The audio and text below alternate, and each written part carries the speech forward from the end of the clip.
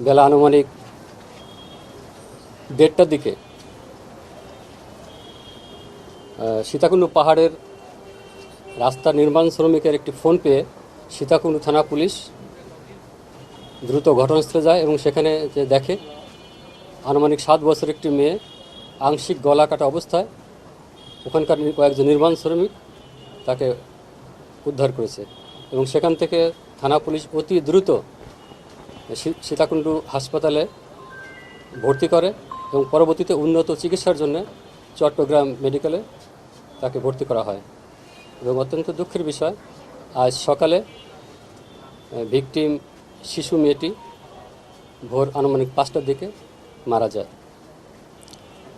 আপনারা জানেন গত 1 তারিখে ঘটনার দিনই সীতাকুণ্ড মডেল থানাতে একটি মামলা হয় নারী নির্যাতন দমন আইনে এবং তারপর থেকেই থানা পুলিশ অত্যন্ত গুরুত্ব সহকারে এই ঘটনার তদন্তে মাঠে নেমে পড়ে এবং এই মেয়ের বাড়ি কুমিরা থেকে যেখানে ঘটনাস্থল এই সীতাকুণ্ড পাহাড় পর্যন্ত রাস্তার প্রত্যেকটি জায়গায় সিসি ক্যামেরা ফুটেজ সংগ্রহ করে আমরা সেটা বিশ্লেষণ করি।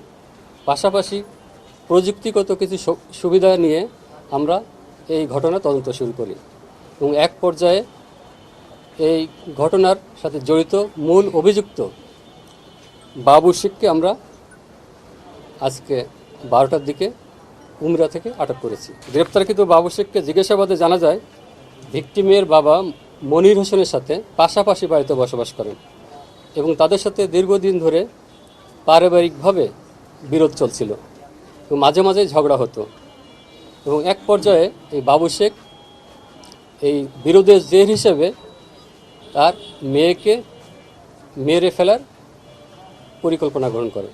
সেই পরিকল্পনার অংশ হিসেবে ঘটনার দিন আনুমানিক 9:30টার দিকে মেয়েকে চকলেটের লোভ দেখিয়ে এবং বেড়াতে যাওয়ার কথা বলে বাড়ি থেকে বের করে নিয়ে আসে। প্রথমে তারা কুমিরা থেকে বাস যোগে সীতাকুণ্ড বাস স্ট্যান্ড পর্যন্ত আসে এবং বাস স্ট্যান্ডে নেমে তাকে সীতাকুণ্ড পাহাড়ের ইকো পার্কের গহীন জঙ্গলে নিয়ে যায় এবং সেখানে নিয়ে তাকে প্রথমে ধর্ষণের চেষ্টা করে। মেয়েটি যখন চিৎকার শুরু করে এবং তার বাবাকে বলে দেবে এই ভয়ে চিৎকার শুরু করে তখন তার মুখ চেপে ধরে। এক পর্যায়ে তার হাতে রক্ষিত তার কাছে থাকা চাকু দিয়ে তার গলাতে পোঁচ দেয় এবং মেয়েটিকে এক পর্যায়ে মারা গেছে ভেবে তাকে ফেলে রেখে চলে আসে। পরবর্তী সময়ে মেয়েটি কোনোভাবে সারভাইভ করে আস্তে আস্তে পাহাড়ের নিচু ঢাল থেকে উপরে উঠে চলে আসে। তখনই আমি এর আগে যেটা বলেছি যে ওখানে যে রাস্তা নির্মাণের শ্রমিক তারা দেখতে পেয়ে থানা পুলিশকে খবর দেয়। আমরা গ্রেপ্তারকৃত অভিযুক্ত বাবু শেখের সাথে তাকে জিজ্ঞাসা করে ঘটনাস্থল পরিদর্শন করি তাকে নিয়ে এবং তার দেখানো মতে মেয়েটির রক্তমাখা সালোয়ার আমরা সেখান থেকে উদ্ধার করি।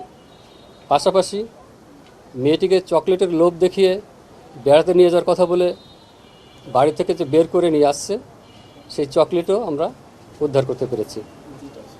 এই ঘটনার সাথে আরও কেউ জড়িত আছে কিনা এ বিষয়ে আমরা তদন্ত অব্যাহত রাখছি এবং গ্রেপ্তারকৃত আসামি বাবু শেখকে পরবর্তী কার্যক্রম গ্রহণের জন্য আমরা শীঘ্রই বিজ্ঞ আদালতে প্রেরণ করব।